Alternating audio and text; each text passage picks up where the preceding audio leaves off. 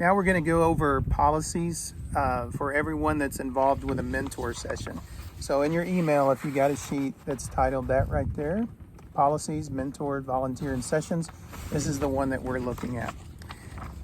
The main thing that we want you to know in these policies, because we're going to allow you to read through a lot of them on your own. We're just going to interact with just a few of them here on the video. But the key is, why do we have these policies? The key is because we want all of the children to feel safe emotionally and physically. And we also want the children to see a visible, loving expression of putting their interest above our own, which a lot of these children have not experienced. And in doing so, we really believe that that bestows upon these children a lot of dignity and a real sense of worth. So that's the reason for these policies. The thing I'm specifically going to talk to you about right now is, in this unique time of a pandemic, how we're going to institute and think about the COVID-19 pandemic protocol and precautions here at the ranch. This is on the last page of this particular packet. I'm just going to read them to you briefly. We want to encourage everyone to follow the 3 W's that are recommended here in Tulsa. Wash your hands, number 1. Number 2, wear your mask. And number 3, watch your distance. Let me speak specifically to each of those very briefly. We're going to encourage frequent hand washing.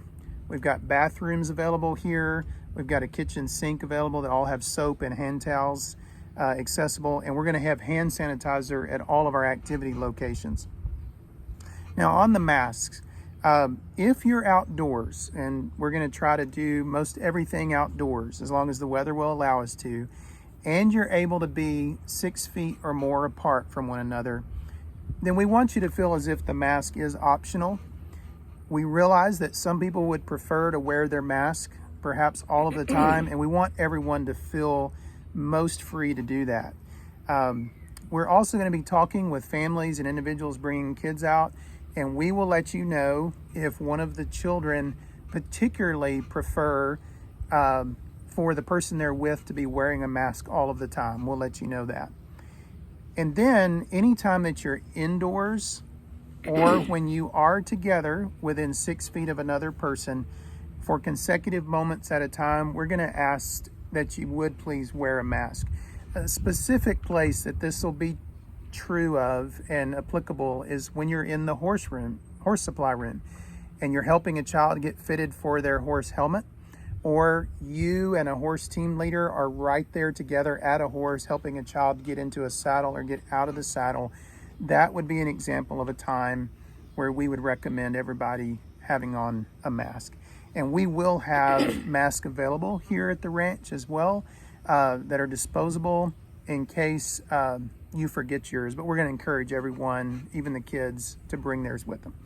Finally, we want you to keep in mind when you need to not come to the ranch due to COVID-19.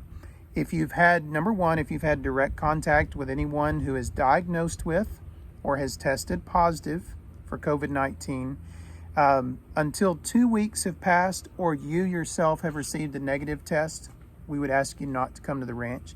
Second, if you are diagnosed with or test positive with COVID-19, then we would ask that for 2 weeks afterward, or until you're free of symptoms, or until if you've received a negative test sooner than the 2 weeks, we'd ask that you use that period to be away.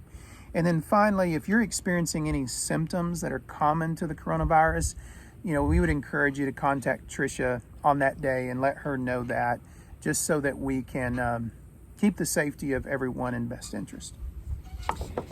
So as you all know, I think there will always be a foreman at every session, and they will be making sure this doesn't happen, but we never want you and your child to ever be out of sight of anybody else. You'll always need to be in eyesight of at least the foreman, if not others.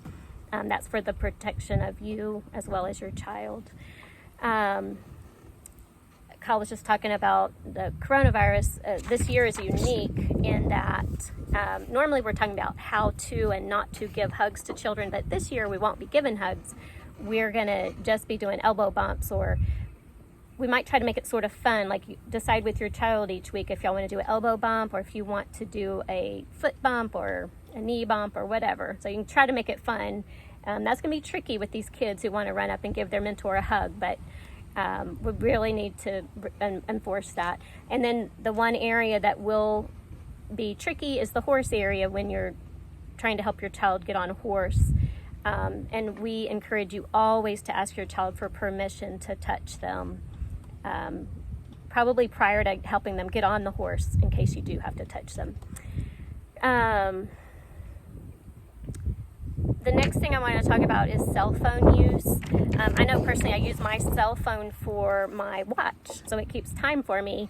So I usually keep my phone with me, but I have out here during sessions, I have it on silence, and I'm not on my phone unless you have a unique situation that week. We really encourage you not to be on your phone so you can focus on your child. And we've had children in the past ask to borrow their mentor's phone, and that's absolutely not permitted out here. Some of our children have unsafe adults in their lives that they might try to reach out to, and it could cause big problems. Another thing we want to talk about is if your child indicates to you at all that they are being harmed in any way, or they are in danger, or they're thinking of harming themselves, that's something that you would want to report immediately at the end of that session to your foreman, and then Kyle or I need to be informed immediately that night, because we're required by law to report that to somebody, authorities. We can't let that go overnight. So that's an immediate thing you want to report to your foreman, and they know to follow up with us. Let's see.